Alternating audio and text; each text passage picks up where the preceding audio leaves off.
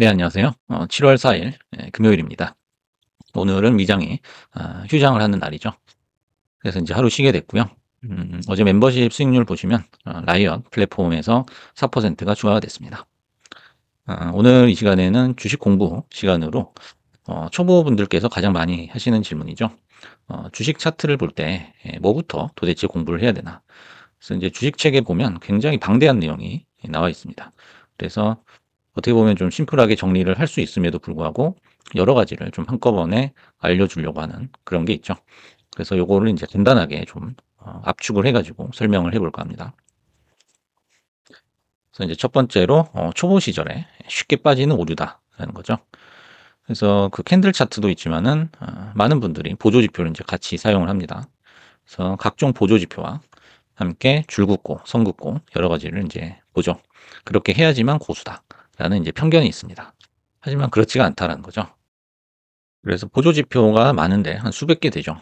그럼 이 중에서 뭘 써야 되느냐? 이렇게 질문을 하신다면 보조 지표는 안 써도 된다라고 답변을 드리고 싶어요. 그래서 보조 지표는 캔들 차트, 우리가 흔히 말하는 주식 차트죠. 주식 차트를 후행한다는 거죠. 뒤따라간다는 겁니다. 그래서 우리가 해몽을 하려면 꿈을 일단 꿔야 되죠.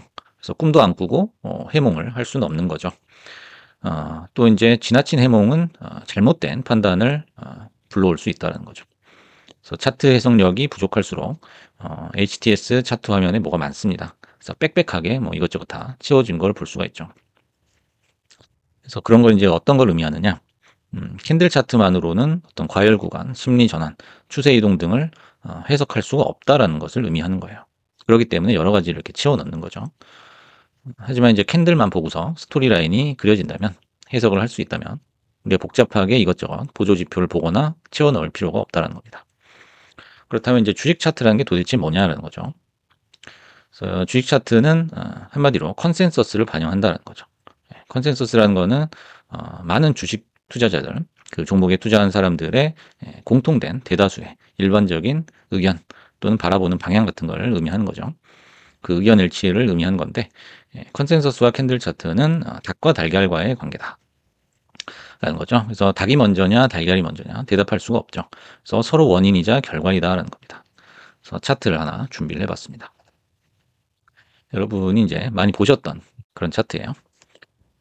우리가 이제 한번 추세가 꺾이면은 계속적으로 이렇게 매도가 나온다든지 또 매수가 나오고 상승이 나올 때도 마찬가지죠. 매수가 매수를 불러오는 거죠. 그러다 보니까 이제 컨센서스와 이 차트와의 관계는 결국에는 닭과 달걀과의 관계다라는 거죠. 그래서 이제 쭉 이렇게 올라가다가 뭔가 악재가 발생을 했어요. 그러면은 매도 물량이 나오면서 이렇게 주가 상승의 브레이크가 걸리겠죠. 그건 이제 차트에 그대로 찍히게 됩니다. 그럼 이 차트를 보고 또다시 컨센서스가 형성이 되는 거죠. 차트를 보고 너도 나도 매도를 하게 됩니다.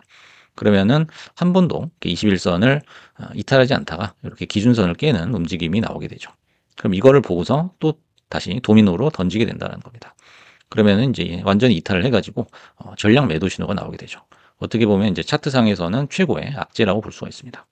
그리고 이제 매도가 피크에 달하게 되면 여기서는 또 어김없이 낙주 매수세가 들어옵니다. 그러면 이제 반등 컨센으로 너도 나도 매수를 하게 되죠. 그렇게 되면은 이제 주가가 또 오르기 시작합니다. 오르면은 이제 이게 진짜 기술적 반등이 나오죠. 기술적 반등이라는 거는 추세 자체는 이렇게 하방이지만은 캔들이 여기까지 올라와서 맞고 떨어진다는 것을 얘기하는 거죠. 그래서 여기까지는 반등이 나온다는 겁니다. 많이 내려왔기 때문에. 그러면 이제 초보자분들은 이것까지 보고서 이제 매수를 여기서 들어옵니다.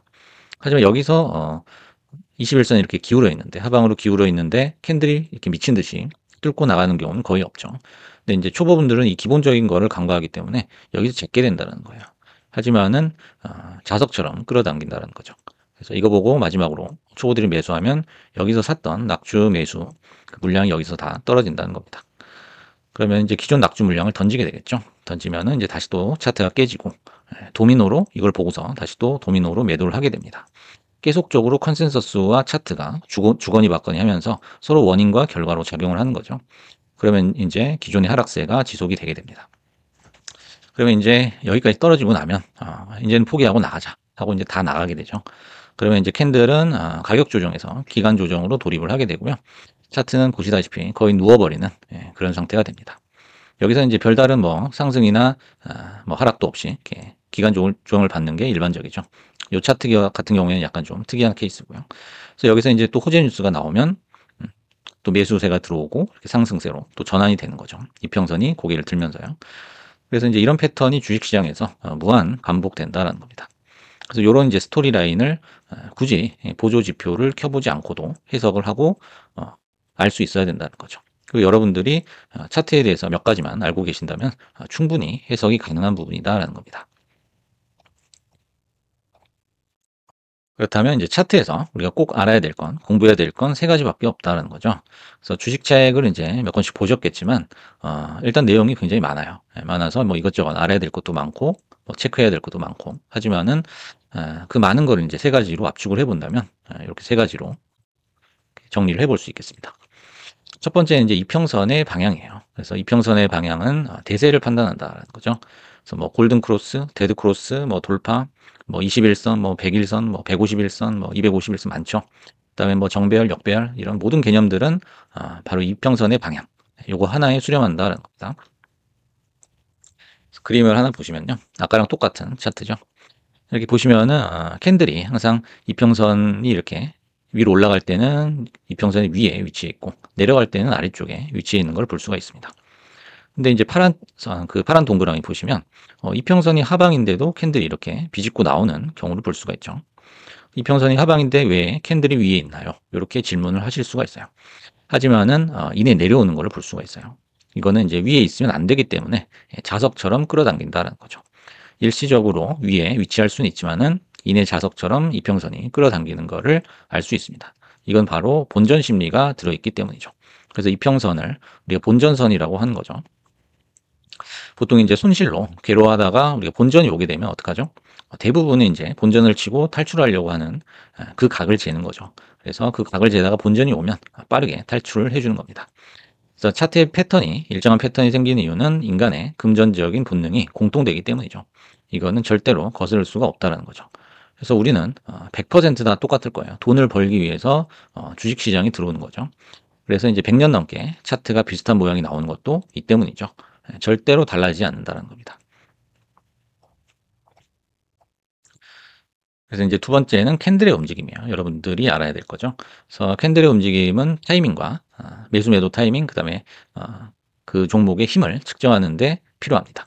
그래서 수십 가지의 패턴이 있죠. 캔들도 뭐 여러 가지 캔들의 어떤 움직임이나 패턴을 설명을 해놨지만 총 세 가지로 분류할 수 있다는 거예요. 그래서 요 세 가지인데요. 요 세 가지 외에는 사실상 뭐 매수나 매도를 판단하기 힘들다라고 보는 게 맞습니다. 그래서 매수를 진입을 할 때 어떤 걸 봐야 되느냐 하면은 요 세 가지다라는 거죠. 그래서 이제 매도의 경우에는 요 세 가지를 거꾸로 뒤집어 놓으면 맞다라고 볼 수 있겠습니다. 그래서 이제 대박형 짝짝이 계단식 이렇게 설명을 해놨는데요. 일단은 이제 세 가지도 거의 비슷하다라고 볼 수 있고요. 부분적으로 이렇게 서로 많이 겹쳐 있다라고 볼 수 있어요. 대박형은 이렇게 추세 전환을 나타내는 거죠. 그래서 음봉이 계속 나오다가 이런 잠시 멈추는 일시 정지 캔들이죠. 매수 매도가 경합하는 그런 캔들. 또 이제 꼬리가 달리면 십자 캔들이 되겠죠. 잠깐 쉬었다가 이렇게 추세가 전환되는 이런 바가지형, 대박형을 볼 수가 있고요. 그 다음에 이제 짝짝이라고 해서 이제 V자 반등식으로 나오는 거죠. 그래서 이게 더 이제 강력하게 나온다 하면은 이렇게 붙어서 나오겠죠. 이러면 이제 짝짝이다라고 짝대기 모양으로 두 개가 번갈아 나오는 거죠. 이것도 이제 상승 전환이라고 볼 수 있겠고, 이걸 이제 좌우로 반전을 시키면 강력한 하락을 의미하는 거겠죠. 그래서 뭐 이건 고점이나 저점에서 많이 나온다. 이런 거는 저점에서 나오고 이걸 좌우 반전시키면 고점에서 떨어지는 그 피크를 얘기하는 게 되겠죠. 세 번째는 계단식 캔들인데 요거는 이제 상승이나 하락을 지속한다라고 보시면 되겠습니다. 그래서 이제 잠깐 쉬었다가 다시 또 갈게 하는 움직임이죠. 그래서 요거는 이제 상하 반전을 시키면 하락을 지속하겠다. 이렇게 해석을 하시면 되겠습니다.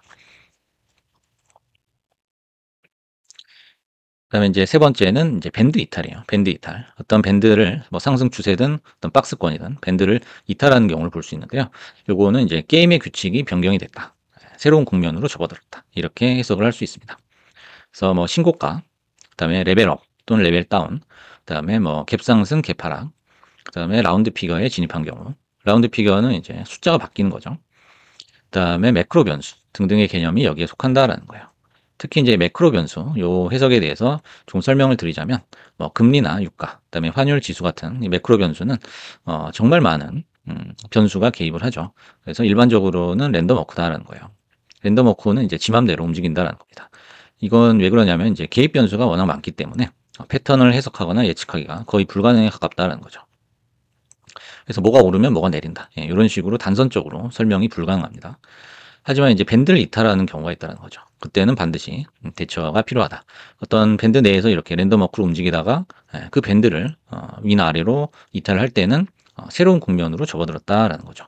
그래서 게임의 규칙이 변경됐다는 거는 고스톱으로 치면 이제 100을 치다가 500으로 넘어간 거예요. 그러면 이제 새로운 논리가 적용이 되겠죠. 그래서 보시면 이제 이평선의 방향, 그다음에 캔들의 움직임, 그다음에 밴드 이탈. 요 세 가지 요소는 반드시 우리가 알고 있어야 되는 거죠. 그래서 대부분의 어떤 이론이나 그 책에 나온 사례 같은 걸 보시면 요 세 가지로 수렴한다는 것을 아실 수가 있습니다. 그리고 세 가지 요소는 서로 영향을 주면서 늘 함께 일어난다는 겁니다. 그래서 이제 여러분들이 이제 차트 해석을 하실 때, 특히 이제 보조 지표를 보실 때 억지로 인과관계를 연관짓지 말라는 거죠. 보조 지표도 그렇지만은 맞는 경우도 있지만 틀리는 경우도 많아요. 정반대의 경우도 많고요. 그렇기 때문에 꼭 A는 B다식으로 인과관계를 지어가지고 그거를 통해서 이거를 통해서 움직인다. 이렇게 인과관계를 연관지어서는 안 된다는 거죠. 오류가 생기기 쉽다는 겁니다.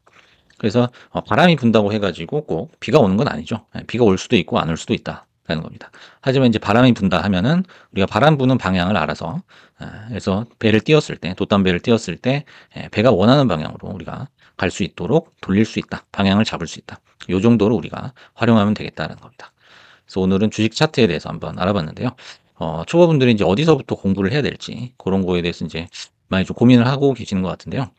아까 앞장에서 얘기했던 그 부분하고 요 차트에서 꼭 알아야 될 세 가지, 요 세 가지를 기억을 하고 계시다면은 우리가 실전 사례를 통해서 하나씩 이렇게 맞춰가면서 예시를 들어서 설명을 한번 스스로 해보시는 게 아마 많은 공부가 될 거라고 생각을 합니다. 그래서 주식 차트에 있어서 핵심 요 세 가지를 한번 알아봤고요. 잘 적용을 하셔가지고 좋은 수익 내보시기 바라겠습니다. 감사합니다.